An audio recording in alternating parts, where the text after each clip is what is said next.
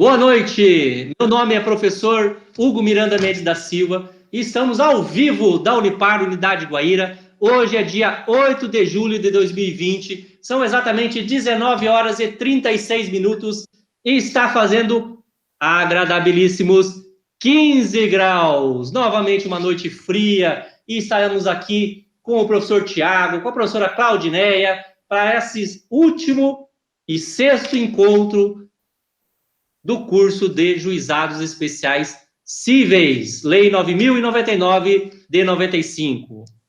Professora Claudineia. Boa noite, professor Hugo. Boa noite, professor Tiago. Começamos quarta-feira passada com frio e vamos terminar o curso com frio, né? Isso é muito bom. Mas o frio lá fora e aqui quente, com muitas perguntas, participação dos nossos alunos, todo mundo animado para aprender o juizado especial. Lembrando que, principalmente no início da advocacia, juizado especial é muito recomendado, mas tem uma lei específica, que é o que o professor Tiago está explicando, né? Professor Tiago, boa noite e a palavra é toda sua. Boa noite ao Dr. Hugo, diretor-geral da Unidade de Guaíra. Boa noite à doutora Claudineia, coordenadora do curso de Direito. E boa noite a todos os nossos discentes e demais pessoas que nos acompanham nesse exato momento.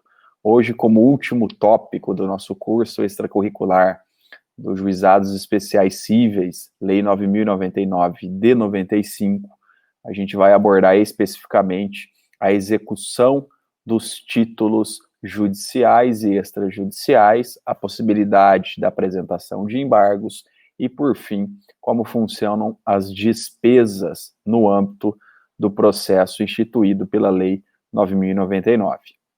O último tópico abordado na aula de ontem foi justamente da sentença que coloca fim ao processo instituído pela Lei 9.099 e também vimos a questão dos recursos cabíveis, ou os recursos que possam ser interpostos no âmbito deste processo sumaríssimo. Quando a gente fala em execução de título judicial, a sentença, o ato processual que coloca fim à relação processual das partes, esta sentença ela precisa ser cumprida. Tá? E uma vez que a parte não tenha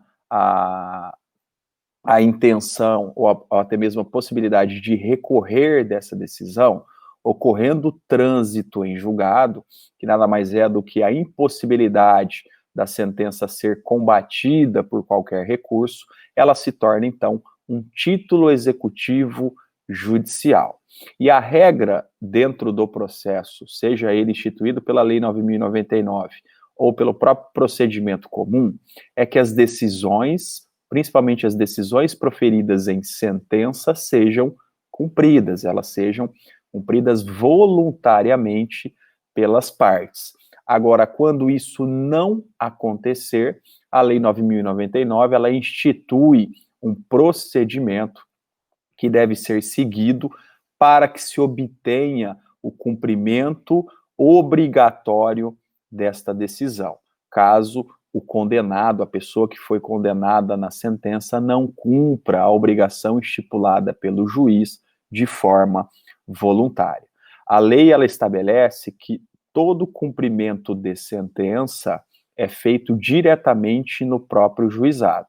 Então, como que o processo correu ali dentro dessa justiça especializada, o cumprimento da sentença também deve ser realizado dentro do próprio juizado. E a legislação, ela estabelece que aplica-se subsidiariamente o Código de Processo Civil no que a Lei 9.099 for omissa. Então, diante desse ponto, a gente já tem ali inúmeros institutos que a gente vai trazer do Código de Processo Civil para a implementação dentro do processo dos juizados especiais. Esse cumprimento de sentença, principalmente o cumprimento de sentença de título judicial, que é nada mais do que o cumprimento da decisão proferida pelo juiz, de acordo com a legislação, ela pode ser feita de duas maneiras. Ela pode ser feita por solicitação do interessado, de forma oral ou até mesmo de forma escrita. Tá? Então, o demandante, aquele que foi o vencedor na causa, ele não precisa, dependendo do valor da causa, se for uma causa de até 20 salários mínimos, ele não precisa estar assistido por advogado para solicitar o cumprimento da decisão proferida pelo juiz. Ele pode fazer isso de forma oral ou de forma escrita. E como que é o procedimento? Basicamente, a gente vai importar o procedimento lá do Código de Processo Civil, artigo 523 e seguintes do Código de Processo Civil. Código de Processo Civil, no artigo 523, ele determina que a parte será intimada para cumprir voluntariamente a obrigação estabelecida na sentença no prazo de 15 dias. Lembrando que todos os prazos com alteração legislativa realizada no ano de 2019, no âmbito dos juizados especiais, os prazos são contados somente em dias úteis. Então, a parte ré, que agora passa a ser chamada de executada, afinal a gente está diante de um processo de cumprimento de sentença, ela será intimada para cumprir voluntariamente a decisão no prazo de 15 dias. Passados os 15 dias, vamos imaginar que a parte ré, a parte executada, não cumpra voluntariamente o que foi definido, determinado na sentença proferida pelo juiz. O que acontece com ela?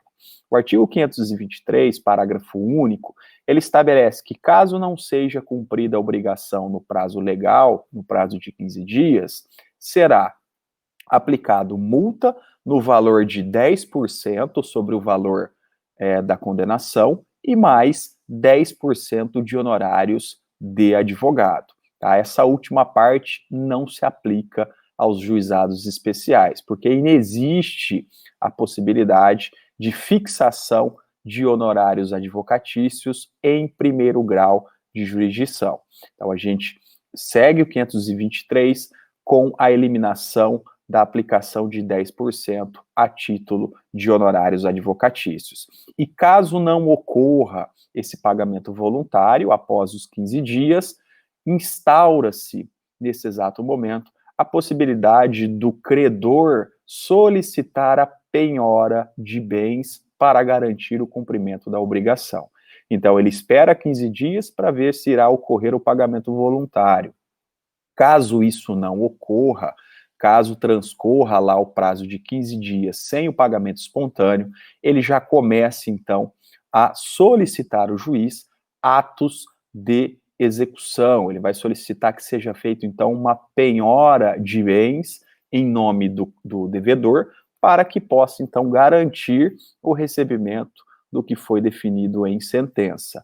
Hoje, principalmente com a tecnologia, os procedimentos relacionados à penhora, eles evoluíram bastante. Por quê?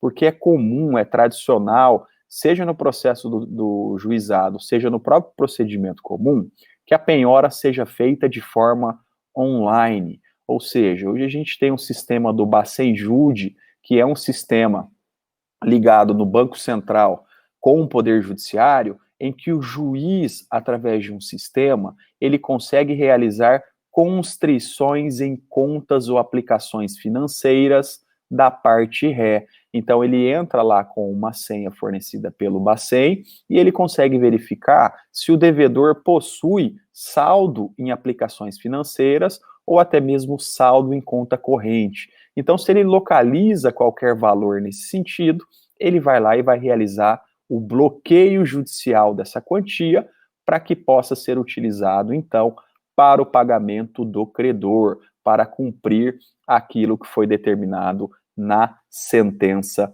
do juizado. Da mesma maneira, a gente também dispõe de um sistema chamado Renajude, que é um sistema online interligado também com o Poder Judiciário para verificação da existência de veículos automotores em nome do réu. Então, caso o juiz não ache ali nenhuma quantia, nenhum saldo positivo em conta corrente ou aplicação financeira, ele pode se utilizar desse sistema para fazer a constrição de veículos automotores em nome do réu, para garantir o pagamento do que foi determinado também na sentença. E caso também não seja localizado, aí sim a gente tem aquela penhora tradicional, que é feita pelo oficial de justiça. O oficial de justiça, ele vai na casa do devedor e vai verificar se lá naquele local existe ou não algo de valor para que ele possa, então, realizar a penhora para futuramente esse bem penhorado servir para o pagamento do que lhe é devido ao credor, tá? Então, essas são as modalidades de penhora dentro do processo de execução de título judicial, para dar cumprimento ao que foi definido na decisão. A legislação, ela também estabelece que nas obrigações de entregar, nas obrigações de fazer e principalmente nas obrigações de não fazer, caso não haja o cumprimento voluntário, o juiz poderá cominar uma multa diária, que, se não obedecida, poderá, então, se converter em perdas e danos. Então, essa também é um dispositivo específico estabelecido lá na Lei 9.099. Da mesma forma, a lei, ela dispensa a publicação de editais em jornais quando da realização lá de leilões ou astas públicas, que são ali um mecanismo procedimental para se levar os bens que foram penhorados do devedor para que eles sejam vendidos a quem tiver interesse e o dinheiro arrecadado nessa venda ser repassado ao credor para que ele possa, então, receber tudo aquilo que foi definido e determinado na sentença. Dentro do processo de cumprimento de título, de execução de título judicial, a gente tem um mecanismo de defesa que pode ser utilizado pelo devedor. Percebam que agora a gente não está mais na fase de conhecimento, tá? Para ver se o autor tem ou não razão no seu pedido.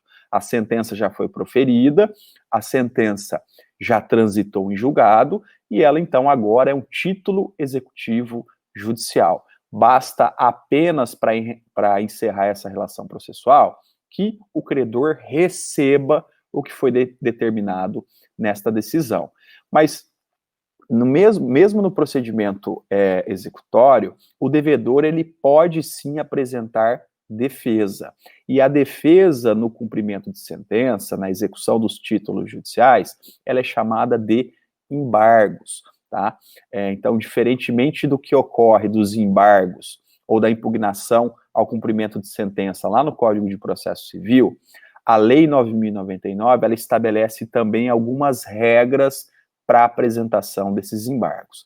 Primeiro, qual é o prazo para que seja apresentado embargos? A lei, ela é omissa nesse sentido. Então, a gente faz a remissão ao Código de Processo Civil e, por uma construção doutrinária e jurisprudencial, se convencionou que o prazo para apresentação de embargos é de 15 dias da data de que o réu tomou conhecimento da penhora. Então, por exemplo, se o juiz, utilizando-se lá do sistema Bacenjude, consegue fazer o bloqueio de um saldo em conta corrente ou em aplicação financeira, a partir do momento em que o réu é cientificado, é intimado desta decisão, ele tem 15 dias para apresentar, se for do seu interesse, embargos à execução. Esse prazo de 15 dias, ele foi convencionado lá no enunciado 142 do Fórum Nacional dos Juizados Especiais. E existe uma situação bastante específica no processo do juizado especial civil, que é, eu só posso apresentar embargos quando ocorrer a segurança do juízo, quando existir a penhora de bens. Então, para ofertar embargos, eu preciso que seja realizado uma penhora, seja ela em aplicação financeira, seja a penhora de um veículo, seja a penhora de bens que guarnecem a residência do réu. Eu não posso apresentar embargos à execução sem que eu tenha ali a penhora realizada no processo. Essa também é uma determinação que teve origem ali da construção jurisprudencial. O enunciado 117 do FONAGE estabelece que é obrigatória a segurança do juízo pela penhora para que se possa, então, realizar a apresentação dos embargos. E quais são os limites, ou o que eu posso alegar dentro dos embargos à execução? A própria Lei 9.099, ela estabelece alguns limites, e ela condiciona a apresentação dos embargos nos seguintes limites. Os embargos só podem versar sobre, e ela traz 4 situações específicas. A primeira delas, falta ou nulidade de citação, excesso de execução, erro de cálculo ou qualquer causa impeditiva, modificativa ou extintiva da obrigação. Percebam que esse rol, ele é taxativo e não exemplificativo. O que isso quer dizer? Os meus embargos como devedor, eles só vão poder versar sobre uma dessas 4 hipóteses. Eu não posso apresentar embargos à execução fora dos limites das matérias arroladas neste dispositivo. Então, os meus embargos necessariamente terão que ter como fundamento falta ou nulidade de citação, excesso de execução, eu estou cobrando além do que foi estabelecido na sentença, ou erro de cálculo, o credor apresentou um cálculo equivocado, então eu posso apresentar um embargos nesse sentido, ou qualquer causa impeditiva, modificativa ou extintiva da obrigação. Por exemplo, eu, como réu, já paguei essa dívida, então não há sentido, não há justificativa para que o processo de execução continue. Então, essa é uma condição estabelecida pela própria legislação, que também tem previsão ou confirmação desse entendimento lá no artigo 121 do Fórum Nacional dos Juizados Especiais. E existe também o cumprimento de sentença, a possibilidade de execução de títulos extrajudiciais. Títulos que não são decisões, que não são sentenças, por isso que são chamados de títulos executivos extrajudiciais, e eles têm a sua qualificação estabelecida lá no Código de Processo Civil. O Código de Processo Civil é que vai determinar quais são os títulos executivos extrajudiciais, e eu vou citar como exemplo aqui, para fazer uma ilustração, o cheque. O cheque é um título executivo extrajudicial. Então, se eu estou em poder de um cheque que a mim foi repassado e eu não consigo receber esse cheque de forma voluntária, eu posso executar, entrar com uma execução de título extrajudicial lá nos juizados especiais cíveis, sem ter que recolher pagamentos de custa, sem ter que constituir um advogado, se esse cheque não tiver o valor superior a 20 salários? Sim, eu consigo fazer isso dentro do processo instituído pelos juizados especiais cíveis. E qual que é o procedimento estabelecido pela Lei 9.099? Como a legislação, ela também faz remessa em aplicação subsidiária do Código de Processo Civil, a gente vai seguir basicamente, com algumas exceções, o que é disciplinado pelo Código de Processo Civil.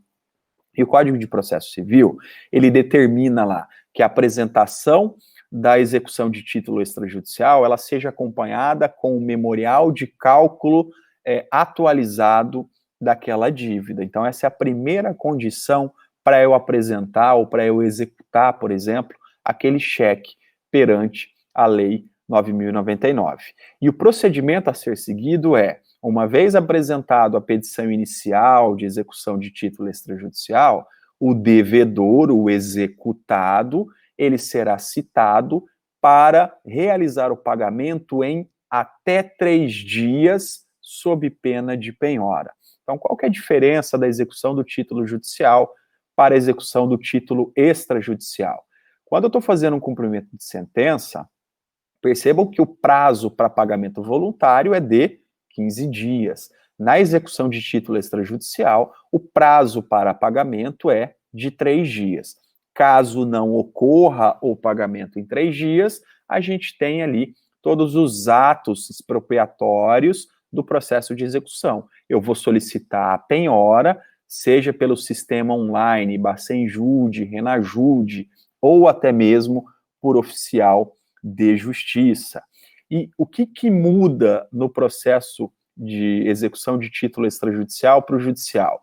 A Lei 9.099, lá no artigo 55, ela determina que, uma vez realizado a penhora, o devedor ou a secretaria do juizado, ela deve designar uma audiência de conciliação. Percebam que aqui, novamente, são aplicados lá todos aqueles princípios que instituem a Lei 9.099. Como essa legislação ela foi pensada levando em consideração a composição entre as partes, a transação, o acordo, uma vez realizado a penhora na execução de título extrajudicial, a secretaria deve designar uma audiência de conciliação, onde as partes tentarão realizar um acordo, e é justamente desta data em que começará, então, a fluir o prazo para oferecimento de embargos. É neste ato que a parte poderá ofertar os seus embargos à execução.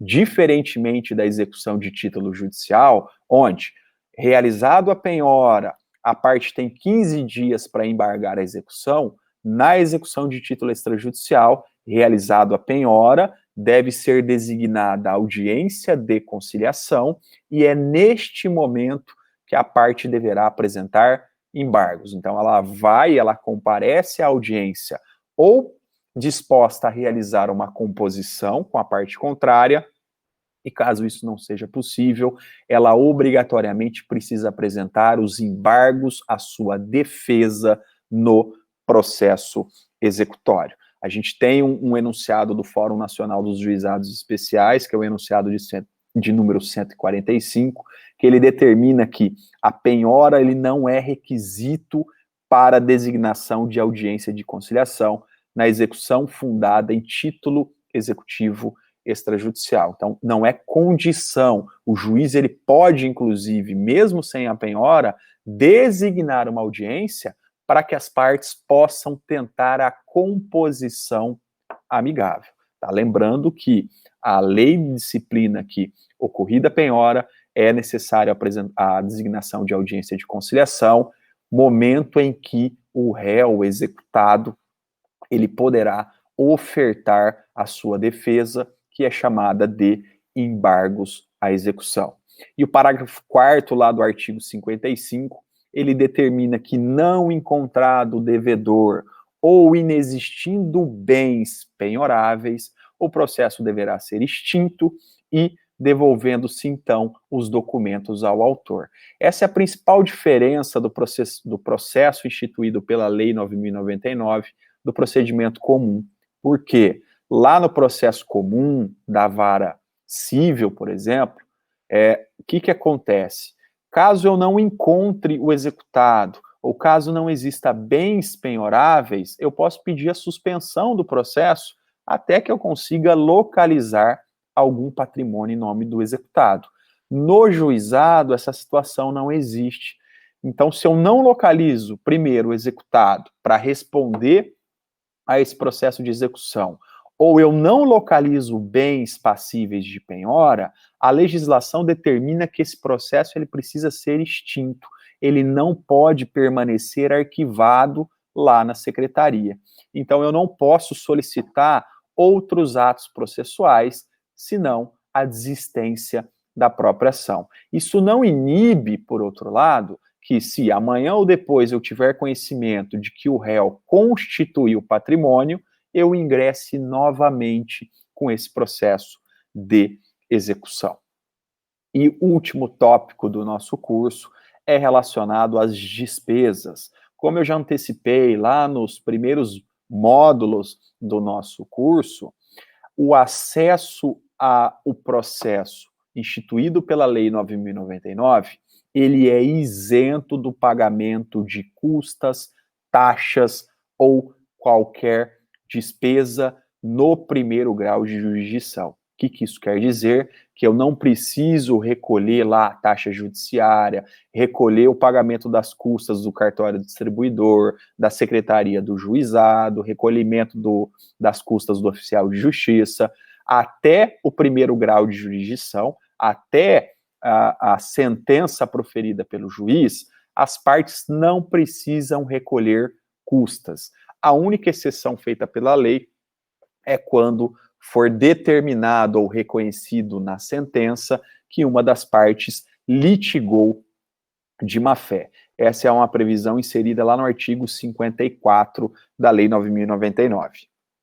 Da mesma forma, só vai existir o pagamento de custas no processo de execução, que é quando eu vou fazer um cumprimento de um título executivo extrajudicial, ou até mesmo a execução de um título judicial, que pode ser, inclusive, a sentença, independe também de pagamento de custas, salvo em 3 únicas situações. Da mesma maneira, quando uma das partes litigar de má-fé, quando isso for reconhecido por uma decisão proferida pelo juiz, ou quando forem improcedentes os embargos do devedor, então, ele não precisa recolher custas para apresentar os embargos, mas caso o seu embargo seja indeferido, aí sim, nesse caso, a própria legislação autoriza o pagamento das custas dentro do processo de execução. E a última situação é tratar-se de execução de sentença que tenha sido objeto de recurso improvido do devedor. Então, vamos imaginar que saiu a sentença lá condenando a parte ré, ele não concordou com essa decisão, resolveu interpor o recurso inominado, o recurso foi julgado improcedente, deu início, então, ao cumprimento da sentença, ele não pagou de forma voluntária, iniciou-se, então, os atos de execução. Neste caso, a legislação determina que, como ele recorreu e ele perdeu o recurso, no processo de execução, então, agora ele vai precisar recolher ou pagar as custas do processo. Ele vai ter que recolher esse valor lá para a Secretaria do Juizado Especial Cível. E um último ponto, ele diz respeito à sucumbência. Para os nossos queridos alunos do primeiro ano e do segundo ano, que ainda não tiveram a oportunidade de estudar o direito processual, a sucumbência é um instituto que ela é utilizado da seguinte maneira. Eu entro com uma ação judicial, tá? E eu peço lá, eu faço para o juiz um determinado pedido. Se no final, lá na sentença, eu ganhar esta ação no procedimento comum, o que acontece? Além do réu ter que me pagar o que foi definido na sentença, ele também vai ter que me pagar honorários sucumbenciais. Então, eu cobrei lá, eu convencionei num contrato de honorários. Eu vou te cobrar 20%, 30%, 25% do teu ganho que você tiver nesse processo. Essa é uma convenção contratual. Esses são os honorários contratuais. Os honorários sucumbenciais, eles pertencem exclusivamente ao advogado. E é a parte contrária que vai remunerar o advogado. A parte autora vai pagar o que foi convencionado no contrato, e a parte ré, aquela que perdeu o processo, ela vai ser condenada em percentual entre 10% ou 20% do valor da causa, a título de honorários de sucumbência, honorários sucumbenciais. Existe honorários de sucumbência no âmbito do juizado? Em primeiro grau de jurisdição, de acordo com a própria Lei 9.099, é vedado a condenação de honorários de sucumbência. Ocorre, porém, que, em segundo grau, se uma das partes resolver recorrer à turma recursal, não satisfeita lá com a decisão proferida do juiz, neste caso, é a única hipótese que a lei autoriza a fixação e a condenação de honorários de sucumbência. Então, se eu entrar com recurso, o meu recurso for julgado improcedente, aí sim eu serei condenado lá na turma recursal a pagar honorários de sucumbência para a parte contrária. Por que eu estou dizendo isso? Porque lá no processo comum, no processo da vara civil, por exemplo, é comum que em qualquer ação o vencido, aquele que perdeu a ação, fique obrigado a pagar honorários de sucumbência. Essa regra ela não ocorre no processo do juizado, salvo na interposição de recurso. Então, se a parte não interpor um recurso, ela não será obrigada ou condenada a pagar honorários de sucumbência. E o percentual estabelecido para a Lei 9.099, perante as turmas recursais, é um percentual que varia de mínimo de 10% e máximo de 20% do valor da demanda ou do valor corrigido do cumprimento de sentença. Então, só vai existir a condenação em honorários de sucumbência caso a parte opte interpor um recurso e esse seu recurso seja improcedente. E nos caminhamos então para o final. Eu só queria deixar aqui um único dispositivo lá das disposições finais que é relevante para o nosso curso. O artigo 57. O artigo 57, ele traz uma possibilidade no seguinte sentido: o acordo extrajudicial de qualquer natureza ou valor poderá ser homologado no juízo competente, independentemente de termo, valendo a sentença como título executivo judicial. O que quer dizer isso? Em um primeiro momento, pode parecer que qualquer acordo que eu levar lá perante os juizados especiais cíveis, ele poderá ser homologado. Só que aqui tem um detalhe, tá, pessoal? Esse é um ponto pacífico, tanto na jurisprudência quanto na doutrina, de que eu só posso me valer do artigo 57 quando o juizado for competente para apreciar aquela matéria. E onde que eu encontro a competência do juizado? Lá no artigo 3º.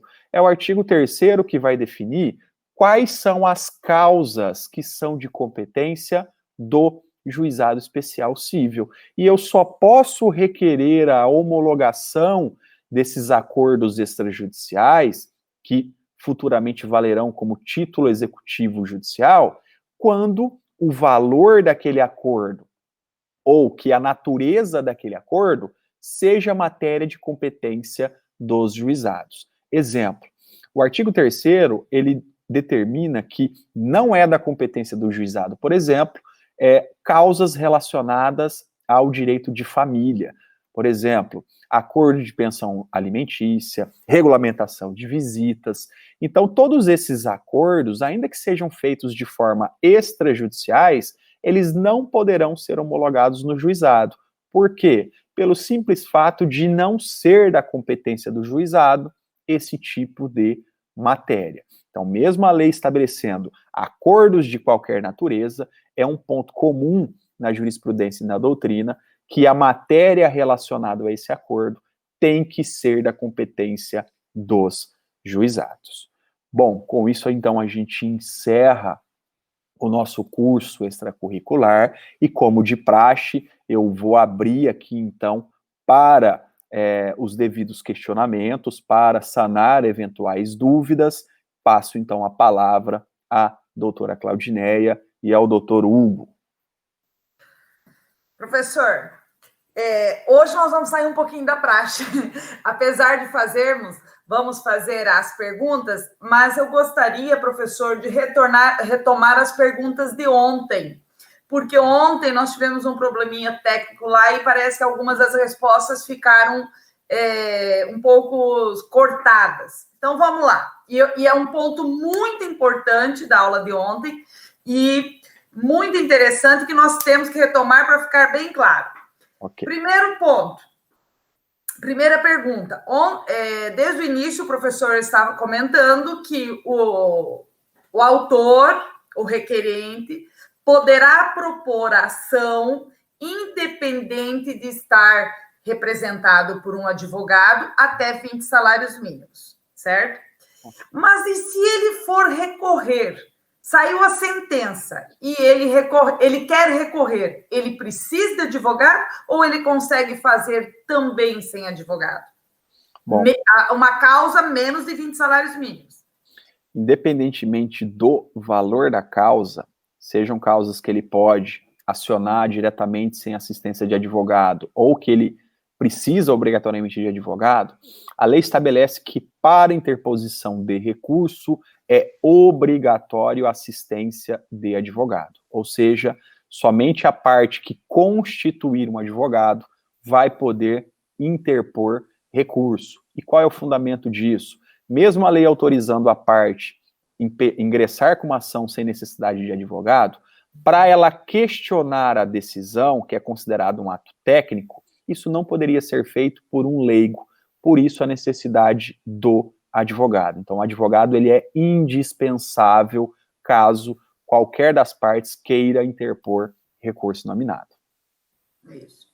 Ontem o professor disse que nós temos duas modalidades de recursos no âmbito do juizado especial: embargos de declaração e recurso inominado, ok? Tanto o embargos de declaração, tanto em primeiro grau, recurso inominado destinado a segundo grau, no nosso caso, Curitiba. Mas temos ainda alguma espécie de recurso para Brasília, os tribunais superiores, STJ, STF? Temos sim. Embora a lei seja silente nesse sentido, cabe das decisões das turmas recursais o chamado recurso extraordinário, que é aquele recurso endereçado ao Supremo Tribunal Federal. Ele tem a sua previsão e o seu cabimento previsto lá no artigo 102, inciso 2º da Constituição Federal, e ali existem todos os requisitos que você precisa preencher, que você precisa cumprir para que o seu recurso extraordinário chegue ao STF. Um deles é que, quando a decisão proferida pelas turmas contrariar dispositivo constitucional. Tá? Então, essa é uma hipótese de um dos tribunais superiores poder ser acionado no âmbito do juizado. Já o recurso especial, aquele que é destinado, endereçado ao Superior Tribunal de Justiça, previsto lá no artigo 105 da Constituição Federal, este recurso em específico não é possível sua utilização no âmbito dos juizados. Então, o único recurso das turmas recursais, além dos embargos de declaração, é o recurso extraordinário. Recurso esse que está previsto lá no inciso 2º do artigo 102 da Constituição Federal. A última, prometo, de ontem, para depois começarmos de hoje. Os embargos de declaração podem ser manejados por quem teve procedência da ação, quer dizer, a pessoa ganhou a ação e ainda assim ela pode questionar o juiz com embargos de declaração? Perfeitamente possível. Por quê? Porque a finalidade dos embargos de declaração é sanar qualquer tipo de omissão, obscuridade ou contradição. Então, ele não está atrelado ou condicionado ter a parte sido vencedora ou não. Se existir omissão, contradição ou obscuridade a ser sanada, qualquer das partes pode apresentar embargos de declaração. Professor Hugo, temos perguntas dos nossos alunos para hoje? Assunto de hoje?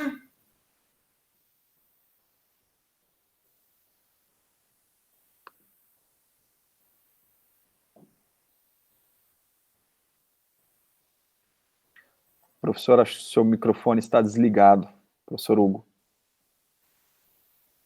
Professor Tiago, é possível a interposição de embargos de terceiro no juizado especial civil?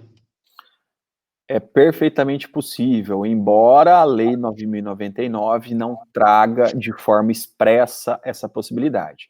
A gente faz uma interpretação do dispositivo que remete à aplicação subsidiária do Código de Processo Civil, e um dos instrumentos que podem ser utilizados lá no Código de Processo Civil é o embargo de terceiro. E o que é o embargo de terceiro? Eu vou tentar apresentar um exemplo para facilitar o entendimento dos nossos alunos do primeiro e do segundo ano. Vamos imaginar, então, que em um determinado processo do juizado seja realizada uma penhora de um veículo que pertence ao João.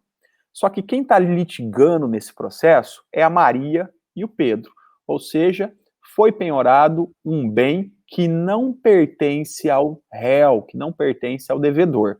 Neste caso, qual é o meio de defesa do terceiro? Ele entra com embargos de terceiro dizendo: Excelência, esse veículo me pertence, está aqui a comprovação desse fato, logo, ele não pode ser ou sofrer uma constrição para pagamento de dívida do devedor.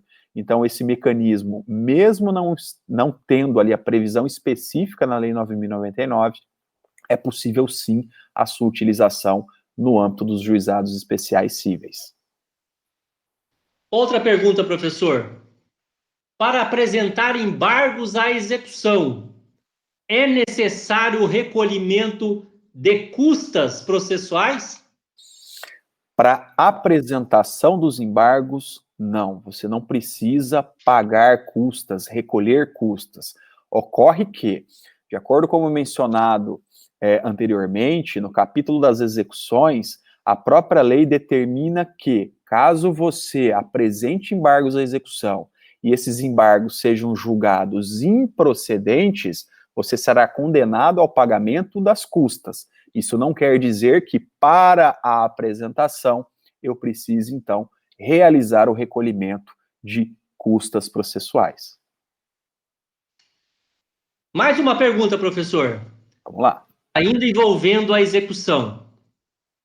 No procedimento ordinário, aquele regulado pelo Código de Processo Civil, lá na fase de cumprimento de sentença, caso o devedor não faça o pagamento voluntário no prazo de 15 dias após ser intimado da sentença,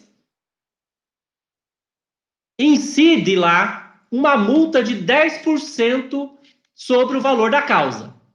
Correto, professor? Correto. Mais 10% de honorários advocatícios.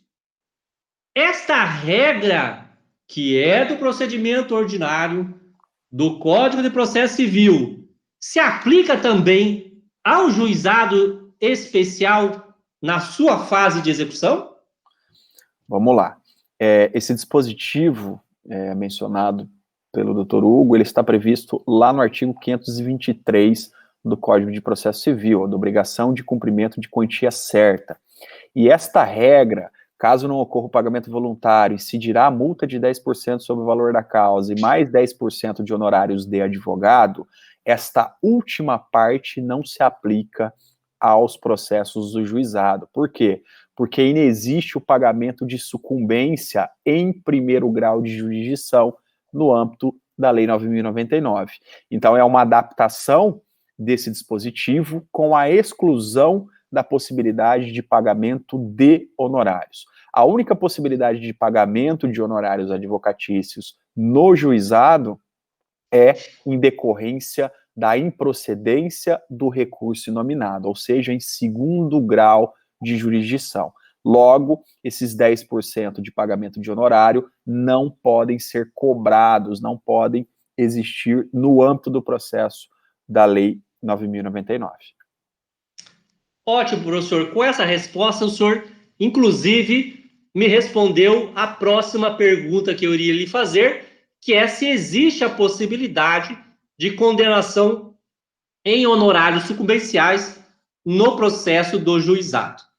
Não é? Então, o professor já acabou me respondendo essa questão também. Encerrado essa parte da nossa aula de hoje, eu passo, então, aos agradecimentos finais e começo pela nossa queridíssima, muito chique, glamurosa professora Claudineia Aparecida de Miranda. Bom, professor, obrigado pelos elogios da semana toda aí. A semana que vem o professor Hugo estará de férias, fará falta nas nossas lives. Mas, professor, descanse semana que vem para voltar firme e forte logo em agosto. Eu gostaria de agradecer a presença de todos os nossos alunos, egresso, os nossos professores, alunos da nossa instituição de Toledo, de Beltrão, de Umuarama, Cianorte, Paranavaí. Isso foi muito importante. Claro que foi a primeira vez que nós fizemos um curso complementar de ordem remota, mas acho que foi bastante válido, pois assim podemos abranger uma quantidade maior de alunos. E, claro, também pelo YouTube, que vai ficar disponível lá. Então, quer dizer, YouTube não são só músicas, também temos aulas, e a Unipar está aí à frente fazendo isso. Então, meus agradecimentos aos nossos alunos, aos egressos, professores, professor Hugo e, claro, o mais importante, professor Tiago. Professor Tiago, muito obrigado por suas aulas, suas considerações, esclareceu muitas dúvidas que eu mesma tinha, então tenho certeza que abrangeu a todos, certo? E contamos com vocês, o professor Hugo estará de férias, mas eu e a professora Adriana estaremos a partir de segunda-feira novamente com vocês. Aguardo todos. Fiquem com Deus, paz e bem e se cuidem. Professor Tiago, suas considerações finais. Bom, primeiramente eu gostaria de agradecer à instituição pela oportunidade da criação e apresentação desse curso. Gostaria de aqui externar os meus agradecimentos no apoio incondicional do diretor da unidade, da coordenadora do curso, principalmente dos nossos colegas docentes, e externar aqui a minha gratidão a todos os nossos discentes que acompanharam ao longo dessa semana esse curso extracurricular. Pela primeira vez, em razão de uma situação excepcional, a gente teve que fazer a realização desse curso de forma remota, tá? E também pela primeira vez a gente conseguiu atingir e ampliar a extensão desse curso para outras unidades da Unipar. Tivemos aí o acompanhamento de alunos do campus de Francisco Beltrão, de Cianorte, de Toledo, de Paranavaí, de Cascavel, e também tivemos a participação de vários egressos, nossos queridos amigos, egressos da Unipar, e também de outros colaboradores, inclusive de outras instituições que nos prestigiaram neste evento. Tenho certeza que no ano que vem a gente vai preparar também, com o mesmo carinho e dedicação, um novo curso que será destinado e tentará também, da mesma maneira, abranger aí o maior número possível de discentes e colaboradores. Portanto, os meus agradecimentos a todos que nos acompanharam durante essa semana. Fiquem com Deus e aproveitem aí o restinho de semana, pessoal, para descansar, e logo na segunda-feira conto com a participação de todo mundo lá no curso da professora Adriana Barbosa sobre o direito ambiental, que também será muito interessante. Uma boa noite a todos. Quero deixar, então, os meus agradecimentos a todos os nossos professores, a todos os nossos alunos que nos acompanharam até agora. Quero deixar um agradecimento especial ao nosso diretor, não é, da Diretoria de Gestão e da Extensão, professor Adriano. Aquele abraço, professor Adriano. Quero deixar os nossos agradecimentos, não é, a todos aqueles que nos assistem, e fiquem com Deus. E até segunda-feira, com a professora Claudineia e a glamurosa professora Adriana, com mais um curso de Direito Ambiental. Até mais, pessoal!